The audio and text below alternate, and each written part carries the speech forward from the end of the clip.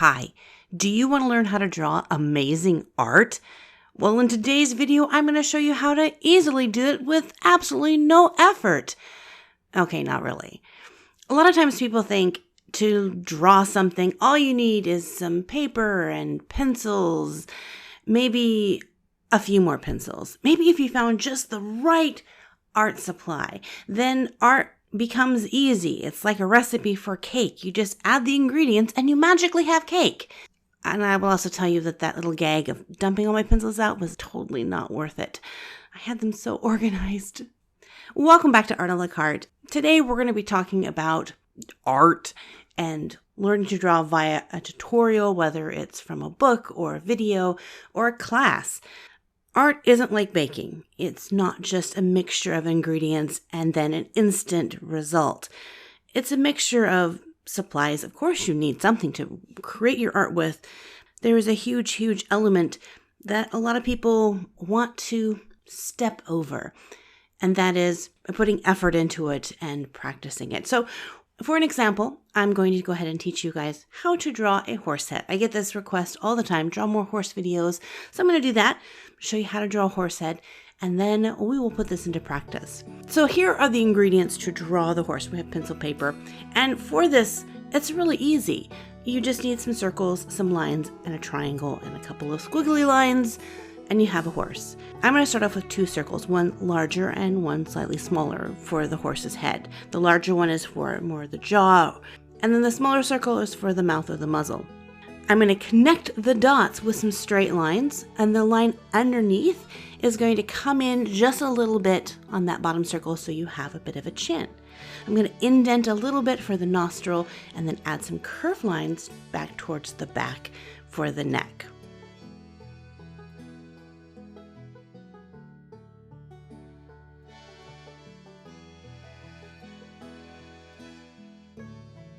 So here is the basic horse head shape. So I'm going to put in my ears, which is this kind of strange little triangle tube shape.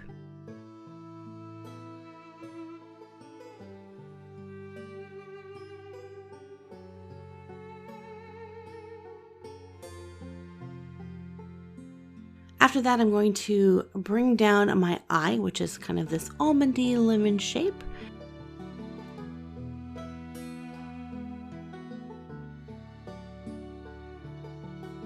And then a half circle for the nostril. So we have all the elements of the horse's head in there.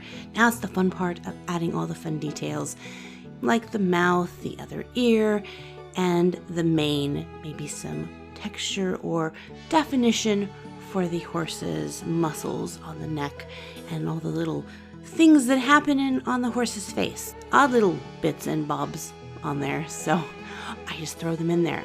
And how I learned to put those in there is I looked at reference photos.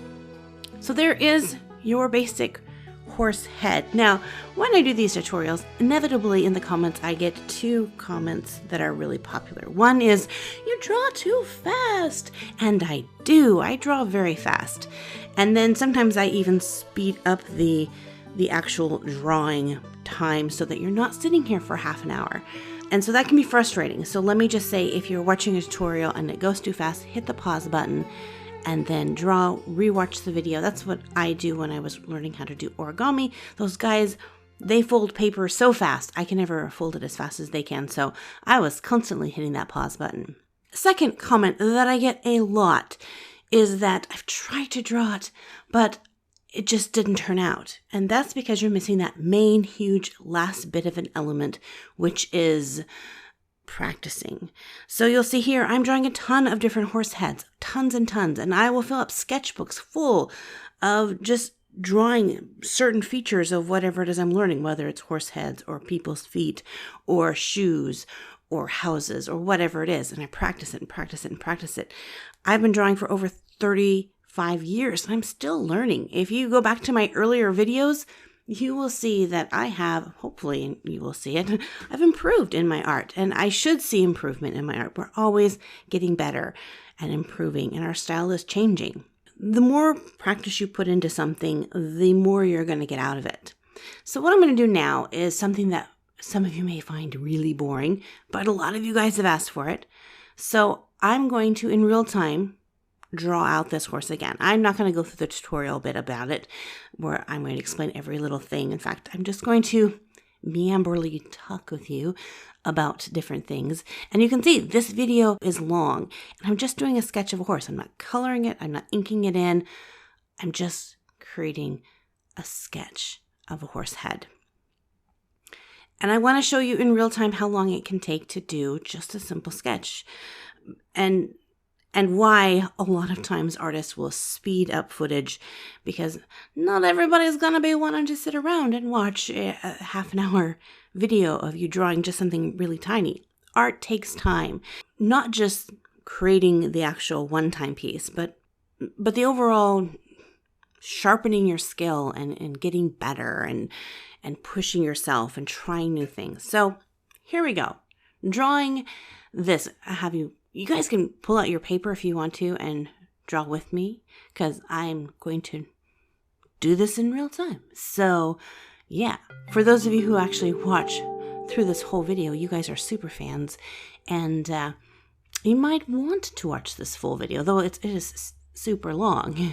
It's very long, because there might be some fun things happening in here. I'm not going to say. I'll talk about that a little bit later. A few other questions that I get is, why do I draw with a red pencil? Is the red pencil a magical pencil? Now, sometimes you guys will see that I draw with a blue pencil, and that is simply, artists have a lot of different reasons for drawing with red or blue pencils. Some people draw it because you can photocopy, and sometimes you can take those colors out. So if you're doing art and you want to scan it in for a book or scan it in for line art, it's easier to get those pencil marks out of the scan.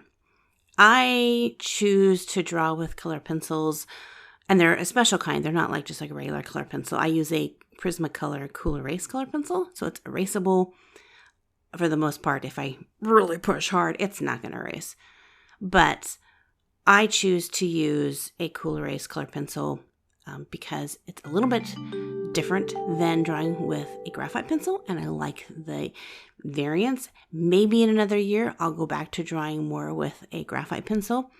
But the second reason that I like it, and I think this is why I probably will stay with this, is that it tends not to smear or smudge as much with me. I'm heavy-handed with my hand kind of sweeping across the paper, and I don't know if you guys get that smear on the side of your hand and smudging on your paper. I mean, you can clean it up with a little gummy eraser and stuff like that, but I find with a color pencil that it is less when I do that. So that's the only reason. It's not a magical pencil. It does not help me draw better. It's just something that I feel comfortable with. So find something that you feel comfortable with. I would encourage it to be something that you can erase for a sketch, but it's not a set rule. There's actually really no set rules in art. I've talked to several different art teachers that say, oh, art is only such and such and such a thing, and if you draw something else, then it's not really art. Well, that's not true. Art is all about cause and effect. You take an art medium or a supply, and you have to learn, if I do these things together, then this is the outcome that's going to come from it. Or if I want to mix this with that, this is how it's going to, how they're going to react to each other. So finding the tool that works best for you might not be what works best for everybody else. That's the fun of art, the exploring and challenging yourself and trying out new things. Sometimes when I try new things, it don't work and I'm going, ew. Like Posca pens. People love Posca pens. I'm not a huge fan of Posca pens. I've got a couple and I don't really care for them. Does that make Posca pens bad, or the artists that use them not artists? Definitely not. Posca pens are just a tool, and the artists that use them create amazing art with them. So don't get hung up on I have to have my art supplies be exactly like this person. Just use what you got. The most important thing, I guess, is to create with what you have. If you don't have the really super expensive markers that everybody has, or a really nice paint set, you have a cheaper paint set. as long as you're using what you have and building your skills, and of course, if you want to upgrade, start saving up your dollars so that you can upgrade. But don't let the lack of supplies that you have, or tools that you have, or things that you don't have, stop you from creating art. Just for the longest time, I just had computer paper and Dollar Tree pencils, and that's what I would draw with. In fact, I am drawing on computer paper right now. What I feel comfortable sketching with. A lot of people have really nice sketchbooks that they practice sketch in. I don't. I feel like if I draw my sketchbook, it has to be some amazing, wonderful piece of art because it's in a book. And so I get nervous. So I just get computer paper, printer paper, and sketch on that and practice on that because I don't feel like I'm super wasting paper if it doesn't turn out well. So yeah, and you might hate drawing on computer paper or printer paper, then get that sketchbook. Just get what feels comfortable to you. Now I'm changing things up here. I am now going in with a different colored pencil. I'm going in with my blue one. I used the red one to put down the baseline, and now I'm going in with the blue to kind of just pull out and define my details. And in a little bit, I'll get a little crazy, and I'll actually bring in my black Cool Erase color pencil, which I don't like as much. My blue is really smooth. Like when I lay it down, the blue on this one just comes out wonderful. The red is my second favorite. It has a pretty good color to it. But I find a lot of the other colors for the Cool Erase color pencils are not as vivid or as easy to come out. They're a little bit like a harder texture, so you have to push a little bit harder. I haven't tried all the colors. I have a few of them, but not all of them. This is a challenge, you guys, to think of things to talk about whilst I'm drawing this in real time. I was tempted, very tempted, to just throw on some music, non-copyrighted music, and just, say, okay, I'll talk to you guys at the end of the video. But I figured if I'm asking you to sit through this video and watch me in real time draw this, that I should be willing to sit here and chat with you in real time. I should have just turned my microphone on while I was drawing this and chatted with you. But one of the things I love to do whilst I am drawing is listen to something. So I either listen to music or other art YouTubers chat while I'm drawing, and that helps me keep motivated, and it's just fun. It's a good way to, multitask.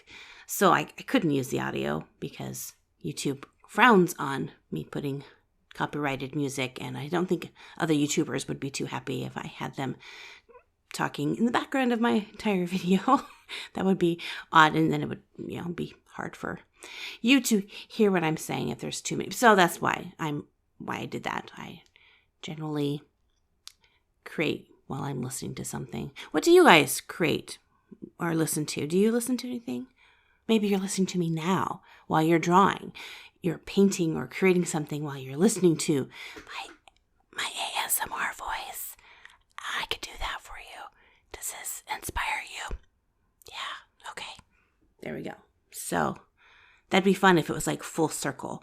Like, while I create, I listen to somebody creating, and then someone else is listening to me while they create. It's the great circle of creation. Maybe the person that I watch, I actually have several people that I watch, but maybe they're listening to me while they create. And then it is a full circle.